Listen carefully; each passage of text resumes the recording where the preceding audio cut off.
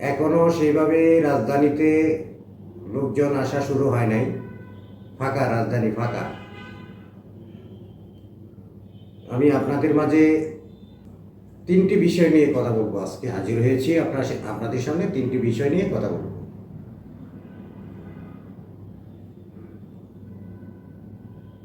বিগত 10 মাস, বিগত 10 মাসে এই সরকারের, বিপ্লবী সরকারের সফলতা কি, বিফলতা কি, পক্ষে বিপক্ষে মত আছে।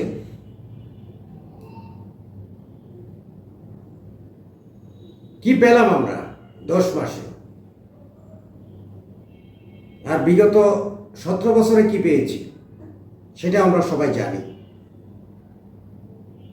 একটা জিনিস পেয়েছি, আমরা বাংলাদেশে গত 10 মাসে একজন লোক গুমের শিকার হয়নি।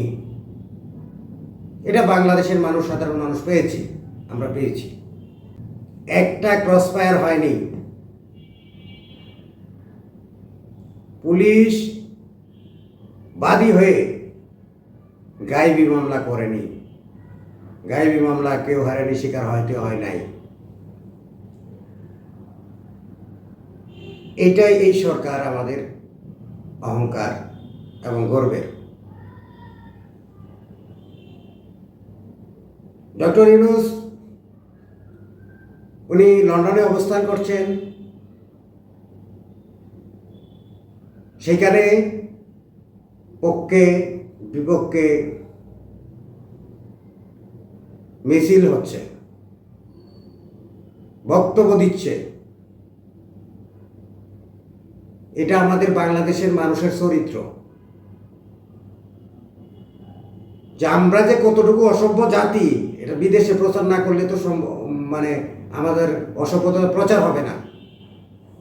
আমরা যদি আমাদের অসভ্যতা বাইরে প্রচার না করি তাহলে তো সভ্যতা বেরিয়ে আসবে না। অসভ্যতাই আমাদের সভ্যতা।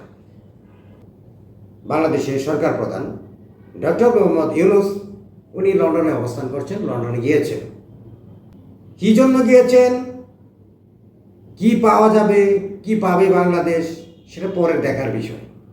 কিন্তু এর আগেই ওখানে এই অসভ্য মানুষগুলা বিপক্ষে মিছিল দেওয়া শুরু করছে, বিক্ষোভ করতেছে। কেন,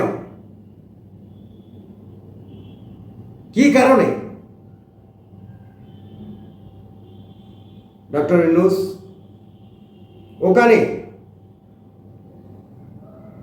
তাদের জন্যই সমস্যা যারা এই বাংলাদেশ থেকে লুটপাট করে ওখানে বাড়ি গাড়ি অর্থ সম্পদ করেছে, ওখানে হাত দিবে। এই পাচার করা অর্থ ফিরিয়ে আনার জন্য উনি হাত দিবে ওখানে। যার কারণে দূষণ, লুটেরা, দুর্নীতিবাজরা ওখানে বিক্ষোভ করছে, মিছিল করছে। বাংলাদেশের মানুষ এখন সচেতন। আর কিছু দালাল আছে, এই দালালগুলো আবার ইনিয়ে বিনিয়ে নানান কথা বলতেছে।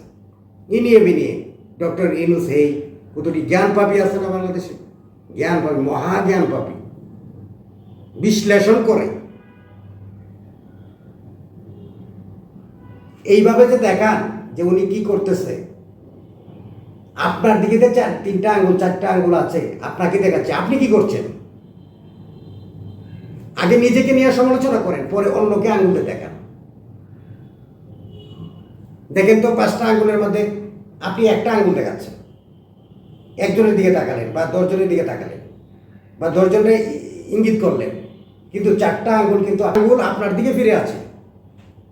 এই 4টা আঙ্গুল বোঝাচ্ছে যে আপনি যা বলতেছেন, আপনি নিজের দোষটা আগে বলেন, নিজের সমস্যাগুলো আগে বলেন, নিজেকে সমালোচনা করেন, তারপরে অন্যকে সমালোচনা করেন।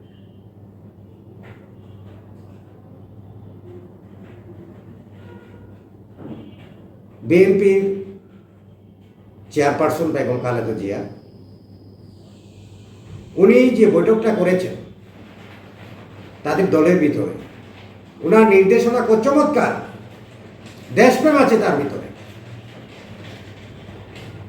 কিন্তু ওই যে সুযোগ সন্ধানী কিছু লোকজন আছে, দালালি করে, এই দালালদের সতর্ক করে দেওয়ায় বিএনপির জন্য ভালো হয়েছে।